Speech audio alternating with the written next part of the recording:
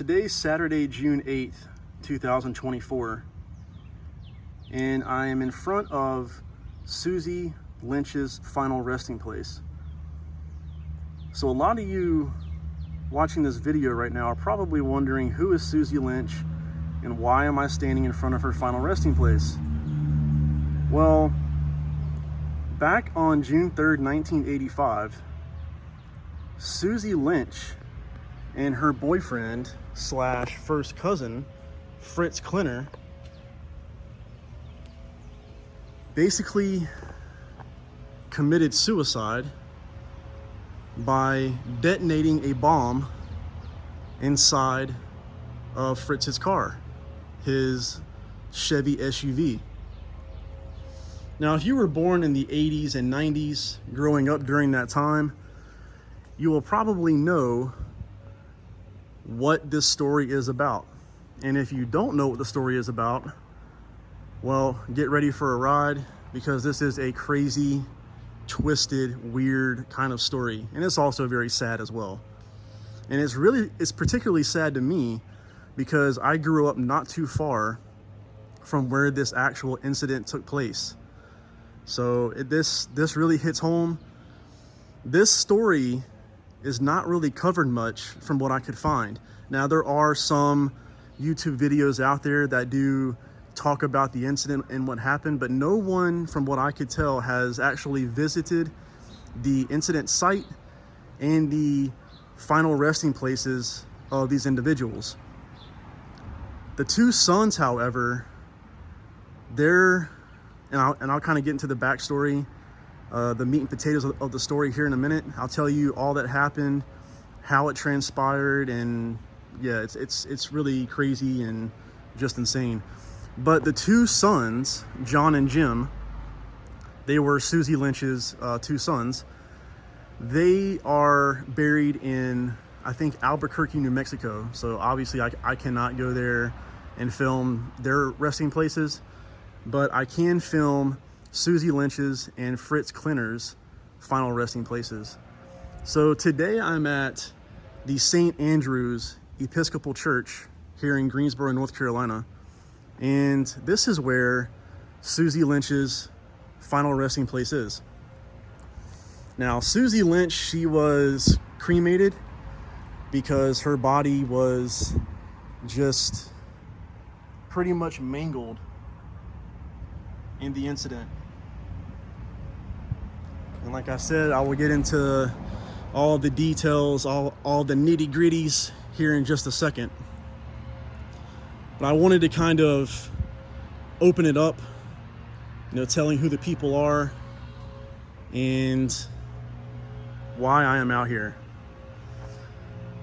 So, as I mentioned, if you were born in the 80s and or 90s, growing up during that time, you probably would have heard of this incident because it made national headlines. It was all over the country.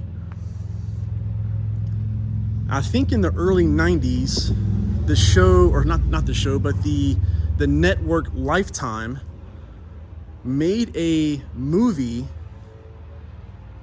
about this incident. And the name of the movie is called Bitter Blood. There's like a book and stuff out there written about this as well that's also called Bitter Blood. But the movie that the Lifetime network made was called Bitter Blood. And I'll put the link in the description below. That way you can go and watch it.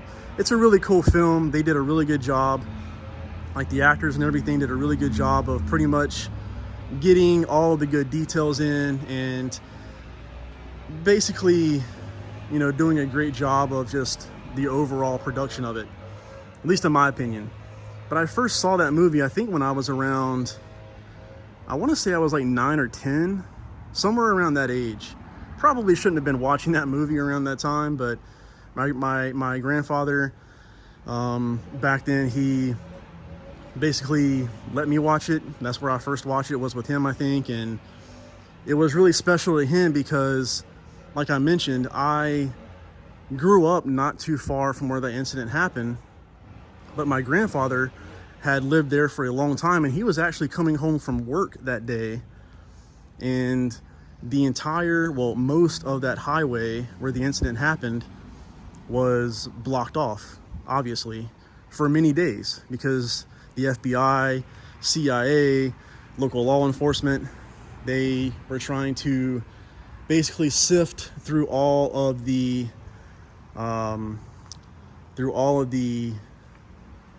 incident, like where it exploded, where the truck exploded.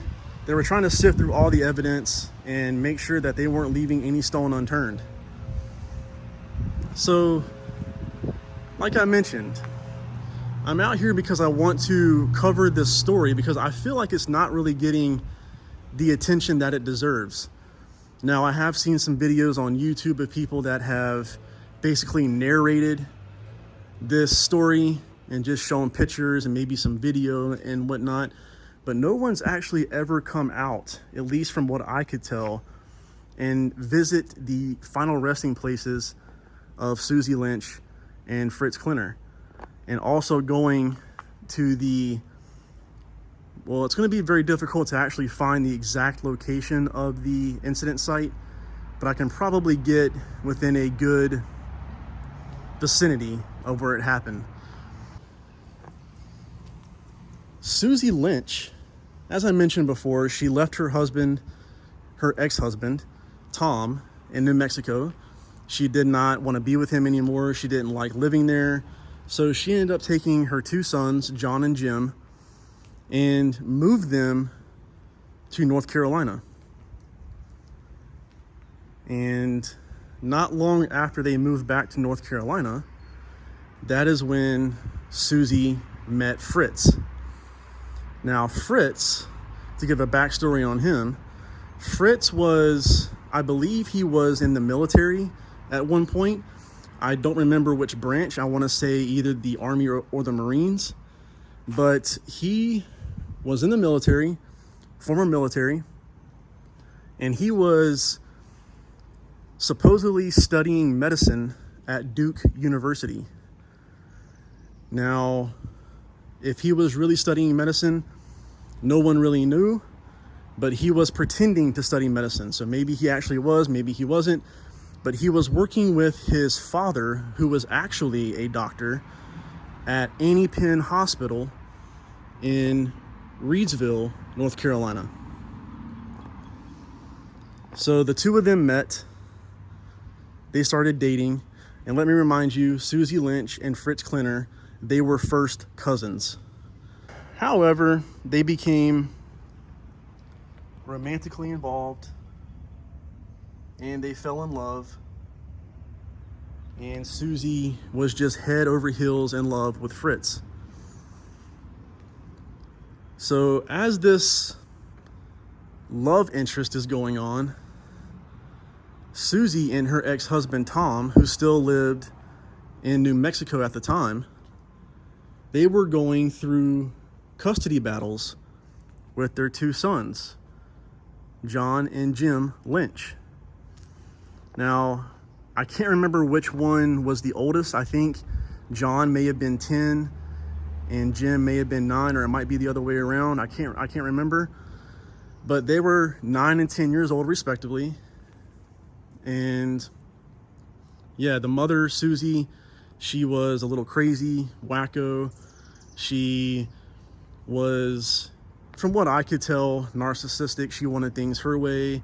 She was never wrong. She wasn't going to lose. So she seeked out the help in Fritz Klenner to make sure that the kids would not be taken away from her. Now, leading up to the day of June 3rd, Fritz Klenner seeked out the help of a young boy named Ian Perkins. Now, Ian Perkins was a young kid, mid-teens, didn't really know what he was getting himself into, obviously. I think if he knew, he would have basically said hell no, backed out, and ran from Fritz. But Fritz, you know, he was probably a narcissist himself. He knew how to swindle people. He knew how to speak to people, get them to basically give in to what he wanted. So Fritz asked Ian Perkins to give him a ride to Winston-Salem so Fritz can go and murder Susie Lynch's parents. So now, like I said, Ian wouldn't have done this if he knew what exactly Fritz was up to. Fritz basically told Ian, like, hey, can you give me a ride to Winston-Salem? I'm working with the FBI or the CIA, whatever he said.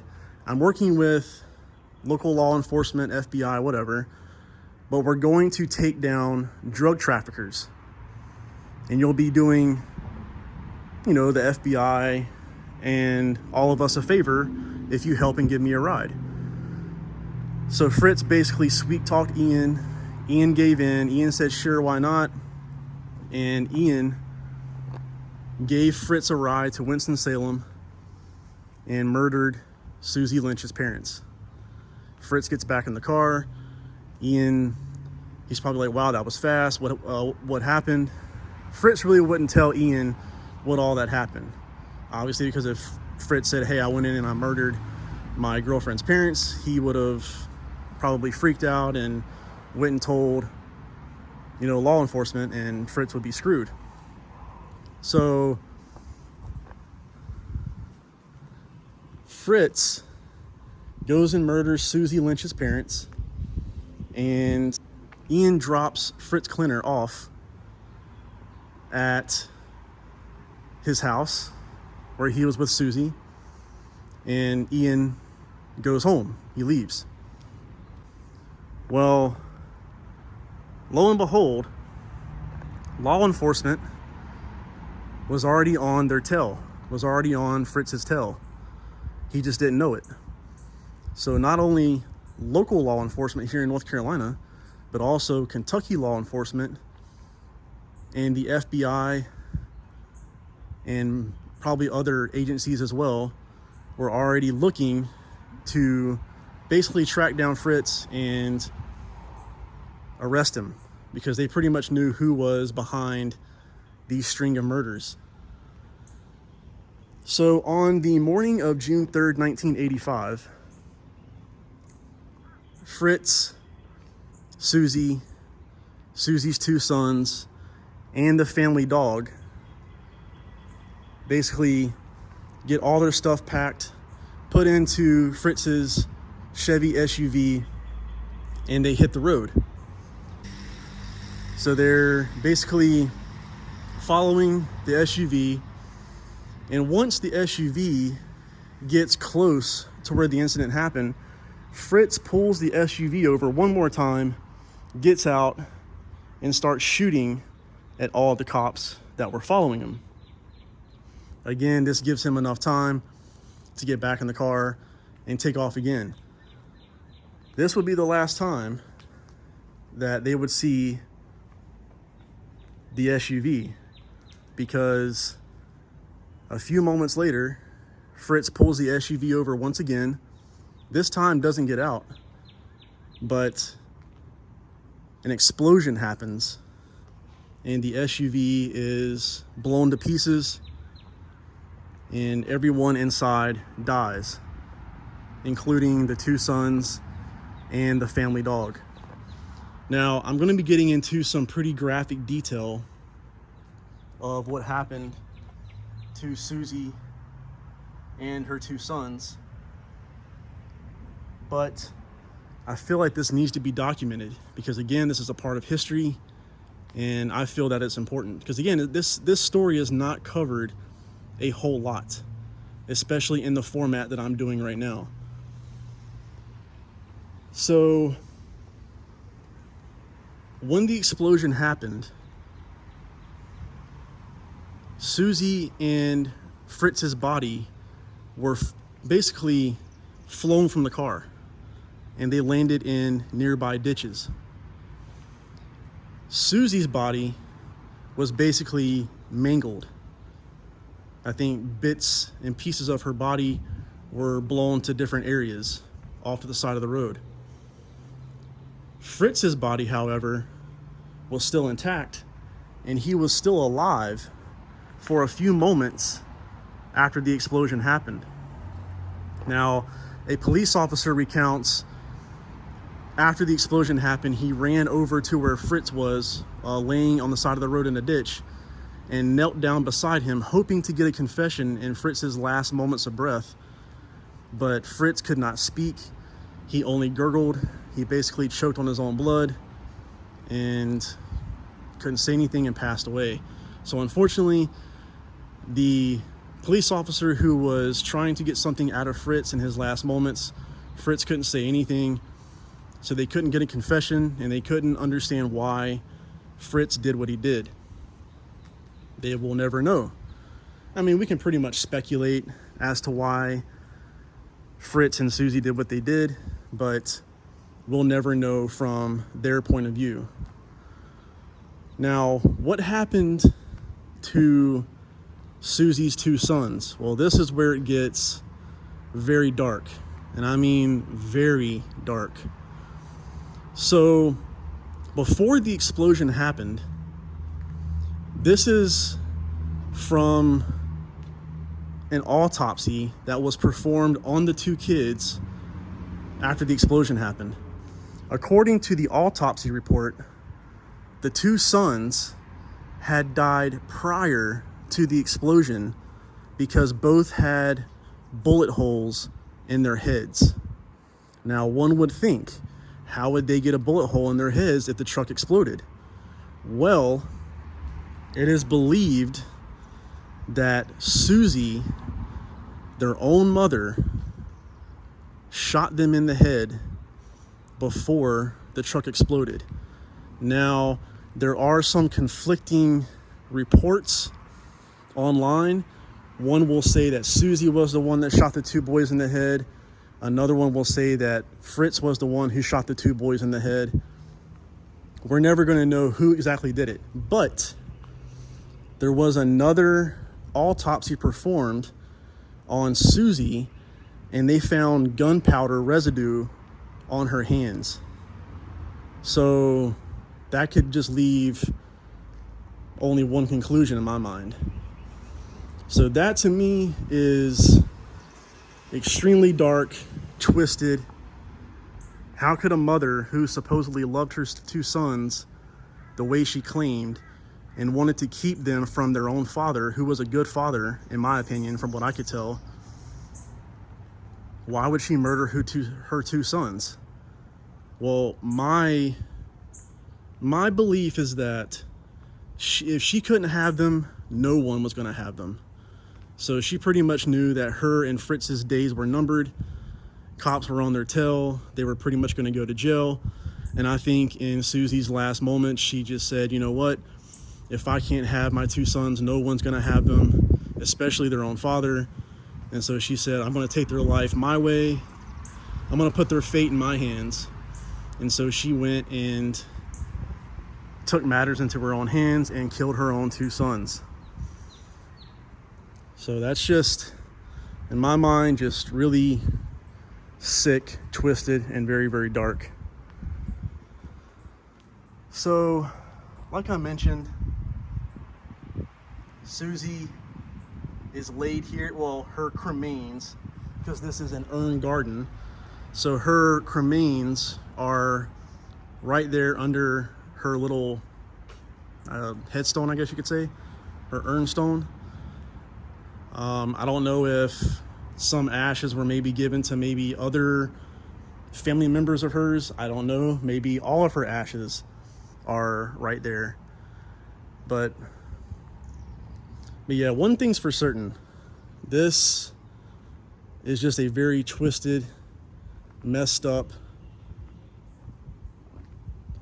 I can't even put words into it of how just disgusting this story is. But also the other thing about this story is that Susie and Fritz both came from rich families. So money was never an object for them. They were never, they never needed anything because they always had people to support them and help them whenever they needed it. So, yeah, I mean, it's unfortunate for what happened.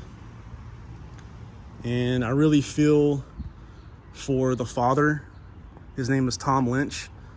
I believe he's still alive to this day. I'm not 100% sure, but I believe he still lives in Mexico. But yeah, from the stuff that I've read online and what's been put in the news articles and stuff like that, and also what was in the movie, the Lifetime movie, it just seemed to me like Tom was a great father, a good person, just wanted the best for his kids. And he knew how Susie was and also knew how Fritz was. And those two together, he knew it was pretty much going to be bad news. So he wanted to try to take them and give them a good, loving home instead of being in a weird, twisted, incest household, basically. So, yeah, it's really unfortunate. But like I said, I wanted to come out here today and just come here. I wouldn't say to pay respects, because I'm definitely not doing that, because Susie Lynch was a POS in my opinion. So I'm not coming out here to pay any respect to her, and I'm not going to pay any respect to Fritz Klenner as well, because again, he's also a big POS. But yeah, I'm going to go and visit Fritz Klenner's final resting place, and I'll show you Susie Lynch's little stone here again. She was born December 24th, 1946. So she was going to be 39 years old in about 6.5, 7 months. Very young. And yeah, I feel that if she wouldn't have met Fritz, I don't think this would have happened. I mean, maybe she still would have done whatever she could to keep her kids and not let the father, gain full custody. But I think those kids would still be alive today. And I don't think that she would have went to the extreme lengths as she did being with Fritz Klenner. Like I said, Fritz Klenner, he was a very narcissistic individual. He made people believe whatever he wanted them to believe. And he was just good at doing that. He was a professional at lying and making people believe the crap that came out of his mouth. So, yeah, I've kind of made quite a few passes through this little area, so I'm going to go ahead and head out. But I just want to show you all that when you come to this church, if you ever do want to visit Susie Lynch's final resting place, you'll just come right here to the urn garden. It has a little gate here, and it's kind of hidden behind this bush, but the St. Andrew's Urn Garden. This is where her little headstone is. It says, "May their souls and the souls of all the departed through the mercy of God rest in peace." Now, I don't know about the other ones that are buried here or the cremains that are buried here, but Susie Lynch, yeah, I don't think I would say to have mercy on her soul, in my opinion. But I'm going to go ahead and head out of here. I want to go over to where Fritz Klenner's resting place is, and I'm going to try to hit the area where the explosion happened on North Carolina Highway 150. So I'm traveling down NC Highway 150 here, and I will be coming up on the incident location here in just a few seconds. But I wanted to point out that it is very difficult to find the exact location because, like I mentioned, it is almost 40 years later. So a lot of things have changed in this area. But yeah, so we're coming up on pretty much the location, like roughly around the location where the incident happened. And it should be right around this curve right here. So right in this area here is pretty much where that explosion took place. And there was a woman who lived on Strawberry Road who said she heard the explosion. So the reason why I'm saying it's right around this area here is because I'm getting ready to come up on the intersection of Strawberry Road and NC Highway 150, and that is right here at this light right here where these cars are turning. That road right there is Strawberry Road, and yeah. So that's pretty much where the location was that the explosion took place. So now I am in Greenview Cemetery in Reedsville, North Carolina. So from where I was at Susie Lynch's final resting place, this place is about 30 minutes north of that, going towards Virginia. So a little bit of a drive, but not too terrible. So I wanted to come here and show you guys where the Klenners are actually buried. So it took me some searching for quite a while, and I finally figured out where exactly the Klenner headstone was. So I searched Fritz Klenner's information, nothing really came up.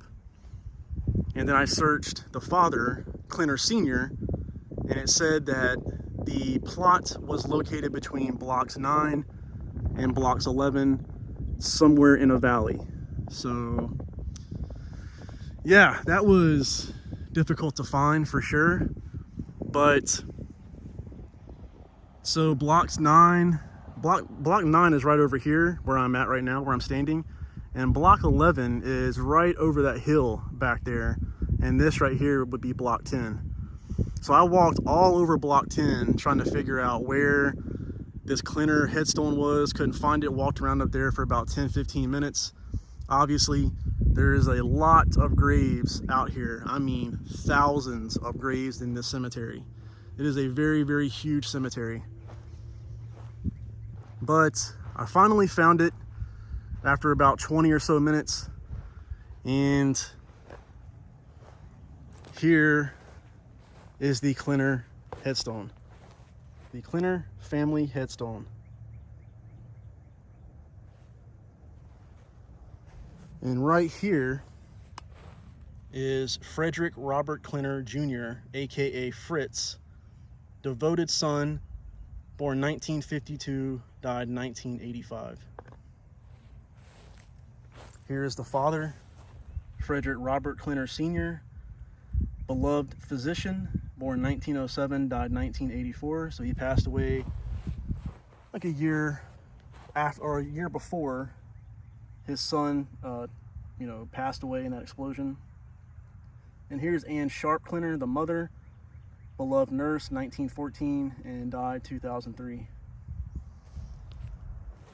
So I wanted to come out here and film Fritz's final resting place, not to pay any respects, but because I want to kind of sum up the story about what happened and kind of get in some more detail of Fritz. So like I said, Susie was trying to get a divorce from her former husband, or at the time still husband, Tom Lynch. Now, Susie did not really love him. She didn't want to be with him, and she hated living in New Mexico. So she basically took the sons, her two sons, well, their two sons, and moved to North Carolina. That's when she met her first cousin and lover, Fritz Klenner. Now, as I've mentioned, Fritz Klenner, he was a narcissistic person. He loved to lie. He was good at lying. And he would say anything he could to have his way and get his way. So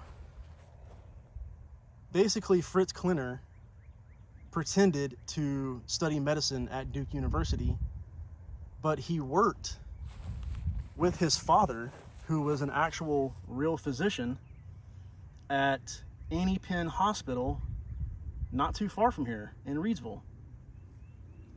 So Fritz worked with his father for many years at Annie Penn, and basically lied and told people that he was a doctor and he was studying at Duke University and all this stuff, and people believed him. Well, when Susie and Fritz got together, they fell in love, which crazy because they're first cousins, basically incest, and they started having a very heated romantic relationship. Now, when Tom found out about this, obviously he didn't like it. He did not like the two sons living with their mother, being around all that drama and chaos. So Tom was trying to take away, well, I shouldn't say take away, but Tom wanted to gain full custody of the two boys because he felt that he could give a better life to them. Well, when Susie was going through these custody issues, she obviously did not want to lose her two sons, so she sought out the help from Fritz, and they went on their crazy mastermind plan of killing people and trying to take the boys and hide. Now, Fritz Klenner, I believe he used to be in the military. I think he was in the Army or the Marines, I'm not quite sure. But he used to lie about being like a Green Beret and all that other stuff, and of course people probably believed him because he was good at lying. But Tom pretty much saw right through him, saw him for the piece of crap that he was, the liar that he was, and the narcissistic individual that he was. So Tom wanted his sons to have no part of being in Fritz's life. He didn't want Fritz to be around him, and that's why Tom was trying to get full custody of the kids. So going to July of 1984, Fritz actually murders Tom's parents in Kentucky. You know, Tom finds out about the news. He's obviously distraught. He's, extremely upset. Doesn't know what happened, why that would happen, who would want to murder his parents. But I think Tom kind of knew who did it, but couldn't really point a finger at a certain individual.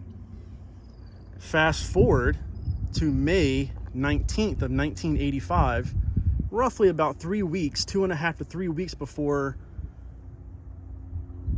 the incident happened, the terrible incident happened.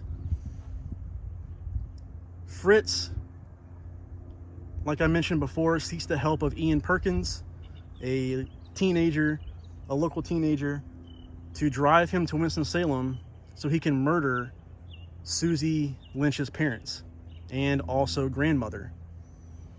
So when this happened, Tom and local law enforcement, FBI, CIA, they all basically kind of knew what was going on. They knew that Susie and or Fritz was behind this, and they pretty much had enough evidence to go after Fritz. Now, I've already kind of explained what happened when law enforcement pursued Fritz Klenner. They pulled him over in Greensboro. He got out, shot the cop car, got back in, drove off, and they pretty much found him and pursued him out in Summerfield. And that's when Fritz and Susie and Susie's two boys, John and Jim, and the family dog were in the car together.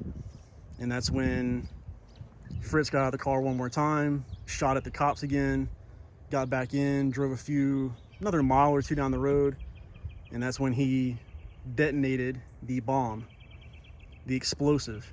Now, they say the explosive was under Susie Lynch's seat, the passenger seat, the front passenger seat. And that would make sense because Susie's body, like I mentioned before, was extremely mangled. It was basically blown up into like certain pieces.